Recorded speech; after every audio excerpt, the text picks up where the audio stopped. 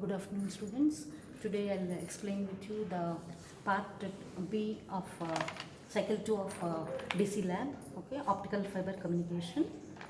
There are two parts in the optical fiber communication experiment. One is measuring the bending loss. We'll consider the optical fiber as a propagation link, which is a wired link. So we will convert the optical signal into electrical. We have two parts here. So we are considering the first part, measuring the numerical aperture is the second part, and first part is measuring the what you call losses, bending loss, and also propagation loss we are going to measure. So this is the first part of your experiment. Aim of your experiment is to measure the propagation loss from two different wavelengths. We are using the two emitter circuits, that is the generators, and since we are using a optical communication experiment, whatever the signal we will connect, that will be converted into optical signal. So this optical signal propagates through the fiber, and it passes through the circuit, and we will consider two detectors here. So the detectors, one is the visible, the other is the invisible. We will consider the two emitters, and this passes through the detector. This is called as a optical communication link. So in the first part we will consider a fiber which is taken as the length of half meter and 1 meter.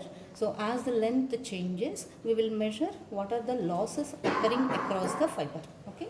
So that is measuring the propagation loss. As the name indicates, the propagation loss, when a signal is propagating through the optical fiber, so how much is the loss we are going to calculate. So normally loss we will consider either in nepers or decibels. So we will write the equation for attenuation or alpha, which we are going to measure for under the propagation loss of two different wavelengths. So what are the two different wavelengths here is, we are considering the two emitter sources. That is, one is at 660 nanometer, which is a visible, and other is the 950 nanometer. So in this optical link, whatever the signal we consider, that signal will passes through the generator.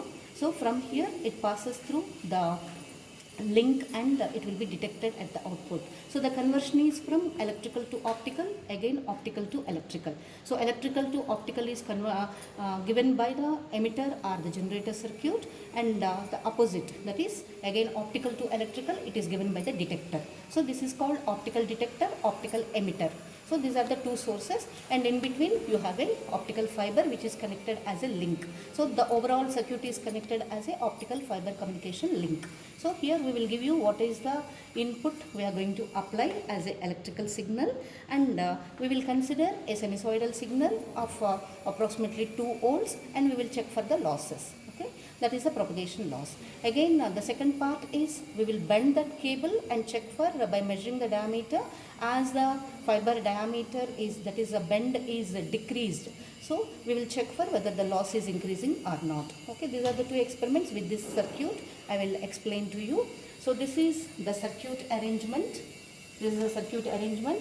As I said here, this is the signal which is given from the inbuilt circuit of 1 kilohertz frequency. We can adjust the amplitude of the signal. So this is, yeah. So this is the optical fiber communication kit which we are using for performing the experiment. So in this kit, I'll explain you the parts here. The function generator, which is nothing but, we are taking here the 1 kilohertz, either sine wave or square wave. So I am considering here the sine wave signal. Amplitude of the signal can be adjusted here. So this 1 kilohertz signal with the adjusted amplitude, I will connect it to the optical emitter circuit, which is nothing but, which converts the electrical signal to the optical signal. So this is a jumping or wire connection from generator to the emitter circuit. Okay, from the generator to the emitter circuit, I am connecting 1 kilohertz signal. So you can observe here the signal is applied here.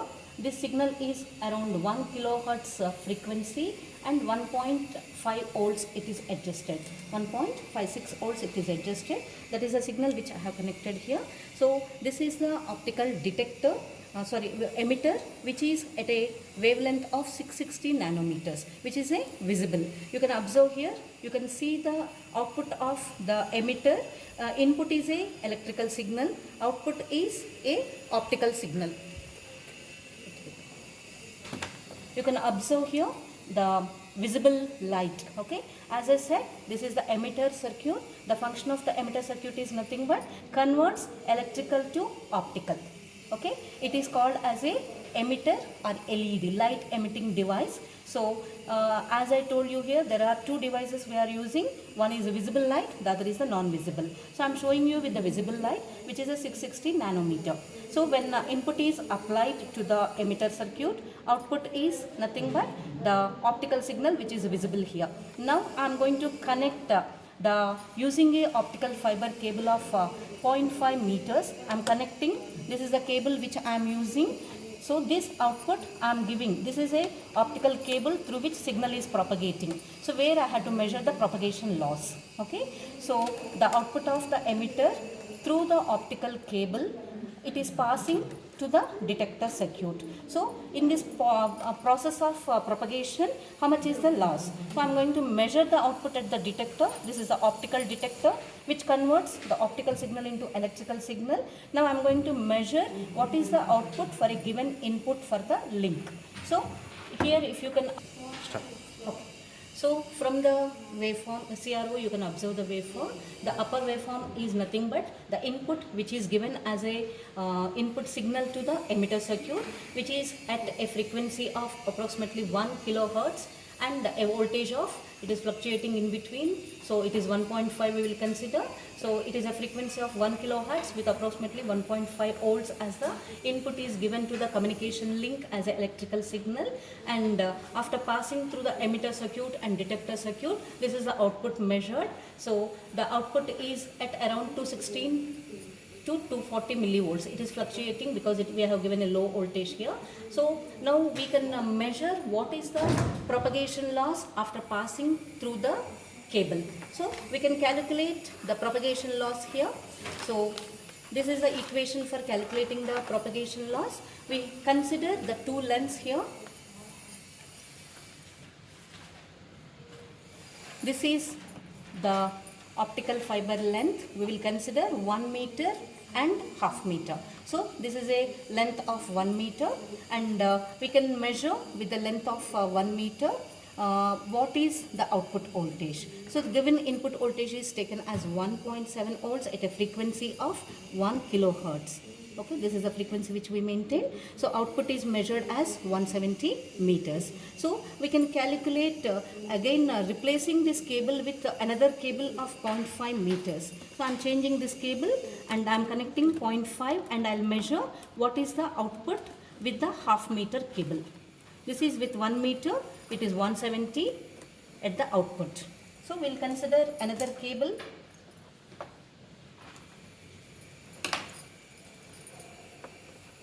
Okay, I am connecting 0.5 meters.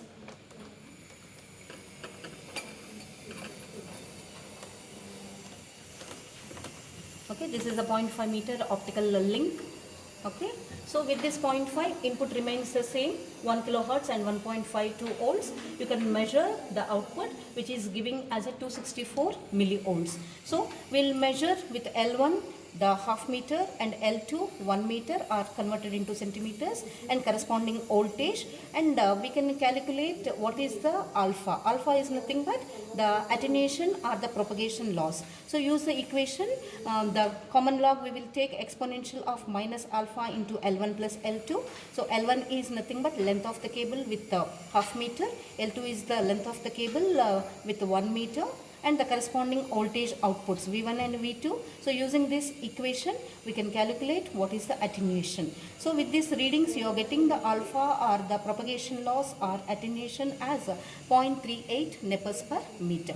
Okay, so the same experiment can be repeated using another emitter and detector set that is at 990 meters. One is at 660 nanometer, the other is at 950 nanometer. So I have shown you with one of the emitter detector set, okay, 660 nanometer. So these are the readings, and you are getting alpha as 0.423 here. The same experiment is repeated with 950 nanometers, that is the second set of link. So you are getting the two readings of attenuation constant. One is 0.38, the other is the 0.423 nepers per meter. So this will give you what is the propagation loss across the cable using the corresponding equation. Okay. So as per aim of your experiment, you need to measure the propagation loss for the given wavelength and also bending loss. So what is the bending loss here is, we will consider either half meter or 1 meter cable, and we will consider the fiber bend. Okay, this is the fiber bend. So this we will measure with the scale. Okay, the fiber diameter will be measured here. Okay, so start from this is around 6 centimeters. So from here I will reduce the bend. Okay, so you can measure every time and check for the output signal. So here the bending loss is nothing but, because we consider this as a propagation link. So when in between during the process of propagation, as the bend occurs, the signal has to change. So that I am going to show here. So already the circuit is connected with 660 nanometer waveguide connector, and with this we can measure the bending loss. So here when there is no bend, this is the signal what you can observe. The blue line is the output. Okay, so this is without any bend, and you can measure as you measure the bending of the fiber. Okay, you can note down the corresponding change in the signal. So this is around 2 centimeters I have taken. So with this 2 centimeters you can measure what is the signal. So without the bend, this is the signal which is given. Okay, and with bend you can measure the signal. Okay. So this is without bend, you are getting a signal of around 260 millivolts, and I will show you here as we increase the bend or decrease the diameter. Okay, you can see that signal is decreasing. It comes to 220 millivolts, from 260 to 204 millivolts. So as we decrease, it will okay. So you can see here, this is without bend. Okay, and with the bend, the signal loss will increase. Signal strength will decrease. Okay, so the same thing we have taken here with the table. So with the fiber bend, start with the lowest bending diameter, and as we increase here, you can see here signal strength is increasing. So from highest bend to the lowest bend, the bend diameter, so signal loss will decrease. Okay, this is the bending loss, and we will measure this for two emitter and detector combination circuit for a given link. Okay, and second part of the experiment is calculating the numerical aperture. Okay, so here numerical aperture is measured with visible light. Okay, so we don't require the detector circuit for it. Output of this optical emitter, this is a circuit for measuring the numerical aperture. Whatever signal we are passing through the link, that is through the transmitter, you will get an optical signal. So this optical signal will be illuminated on a sheet of paper, and we will measure the diameter of the illumination, and no detector is required here. Only after passing through the link, other end you can see the visible light. That visible light can be illuminated so that we can find out the diameter. This is the diagram. So this is the bend. Okay, the output from this optical bend before it reaches the detector, that means output of the optical cable, it is illuminated, and you can calculate what is the diameter of the illumination. So you have the equation here. Okay, this is the optical illumination. Okay, so you can find out what is the diameter of the circuit, and you can calculate what is the numerical aperture and acceptance angle of the fiber which we are connecting to the circuit. Okay, I'll give you that with a sheet of paper. So the circuit, we don't require the detector. I'm removing the detector here. So the input given to the emitter 660 nanometer, which is a visible light. Okay. So this is output of this, you can observe. Okay, you can see the light. So this light will be illuminated on a sheet of paper. This will be illuminated and you can measure the diameter. You can measure as the distance. This is the distance. Okay, you can measure this distance. Means from the tip of the optical cable to the illumination part, we will measure this distance. So as you change the distance, you can observe that the illumination is more visible, and this is a circular illumination. You can find out the measurement. Okay, so I can connect here with a 0.5 centimeter. So this distance I am going to measure from a tip of the cable to the sheet. Okay, so that I can measure here.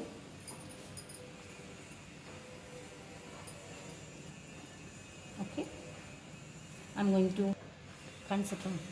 Okay, so if you can observe the scale, okay, I'm showing you the tip of the optical cable here, which is at a distance of 1 centimeter from the illuminating point. So I'm touching this here, and you can observe a circular illumination on the sheet of paper. So now I know that what is the distance from the tip of the cable to the illumination point. So I know that is 1 centimeter. Now close my light off. Okay, now I got a circle. Now I got a circle illumination. I'm just marking it here. You can use a graph sheet. I'm marking here. Okay, so this is the illumination, and from this illumination I can calculate what is, yeah, this is the illumination with the given cable. So now you can know what is the distance from the tip to the surface, and also I can measure, because it is a circular, either PN or MR will remain same. So I am getting a 0.8. Okay, so you can calculate what is the numerical aperture using the equation. Okay, so it is nothing but the distance which we have taken, that is the gamma, and by d square plus gamma square. Okay, with root of 1 by 2. So you are getting a numerical aperture of 0.447, and convert that into the acceptance angle, sine inverse of numerical aperture, you are getting 26 degrees. Okay, so the same thing can be verified with by changing the distance from the tip of the cable to the illumination. You can increase it and measure what is the numerical aperture and acceptance angle. So, and the theoretical calculation is given here. So numerical aperture is given as around 0.5 theoretically, and acceptance angle is 60 degrees. So what we are getting is within the maximum limit. So you are getting a numerical aperture of 0.44, which is less than 0.5, and also acceptance angle, which is 26 degrees, which is less than the maximum as per the technical specifications given. Okay, thank you.